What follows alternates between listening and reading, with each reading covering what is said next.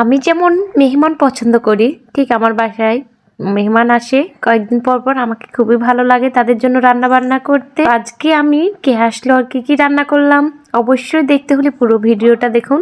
আসলে আমি রান্না বান্না এক সময় একেবারে অপছন্দ করতাম, এখন খুবই বেশি ভালো লাগে রান্না বান্না করতে। জানি না কেন সবাই আসলে মনে হয় যে একসাথে বসে গল্প গুজব খুব ভালো লাগে। হ্যালো এভরিওয়ান, আসসালামু আলাইকুম, কেমন আছেন সবাই? আমি আরেকটি নতুন ভিডিও নিয়ে চলে আসলাম। তো আজকে আমার বাসায় আমার চাচা শ্বশুর আসবে, কানাডা থেকে চলে এসেছে অলরেডি। তো তার জন্য আজকে আমি দুপুরের খাওয়ার কিছু সামান্য আয়োজন করছিলাম। তো আমার চাচা শ্বশুর শাকসবজি বেশি পছন্দ করে, তার জন্য আজকে মাছ মাংসের সাথে আমি শাক সবজি ভাজি এসবই রেখেছি। তো প্রথমে আমি এটাকে বলা হয় খেসারির শাক আমাদের চাঁপাইনবাবগঞ্জে, সেটাকে কেটে সিদ্ধ করে নিয়েছি। অন্যদিকে শিমটাকে সিদ্ধ করে নিয়েছি, সেটাও ভাজি করা হয়ে যায় শিম গাজর পেঁয়াজ পাতা দিয়ে। তো সবকিছু সিদ্ধ করে আমি ভাজি করে নিই। তারপরে এদিকে আলু টমেটোটা রান্না করব, তার জন্য আলু সিদ্ধতে বসিয়ে দিই।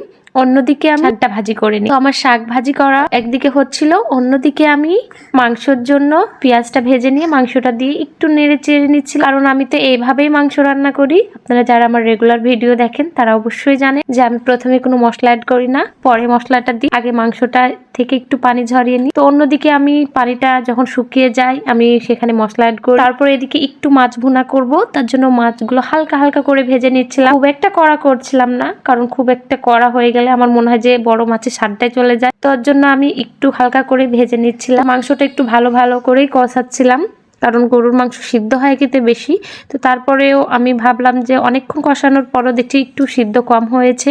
তো বাইরের মানুষ যেহেতু খাবে, তো আমি প্রেসারে দিয়ে দিব ভাবলাম। তো তার আগে আমি সুন্দর করে কষিয়ে নিচ্ছিলাম, কারণ মাংসর স্বাদটা আমার মনে হয় আমার মায়ের থেকে শোনা আসে কষানোর ওপর।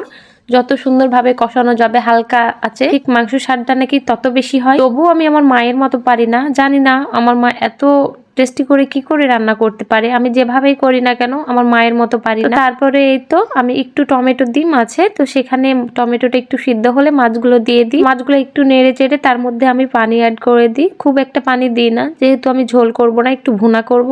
তো সেখানে আমি পানি দিয়ে দিই। তারপরে অন্যদিকে আমি মাংসগুলো আর একটু ভালোভাবে কষিয়ে নিই। তারপরে প্রেসারে উঠাই দিই, কারণ দুপুর হয়ে গেছিলো, খেতে হবে। তো সবকিছু সুন্দরভাবে আমি প্রেসারে দিয়ে দিই, তারপরে চুলোতে বসিয়ে দিই, কারণ সেটা আর আমি গ্যাসের চুলোয় দিয়ে দিই, খড়ির চুলে আর দিই। তো দেখুন আমার কত সুন্দর করে সেটা কষানো হয়।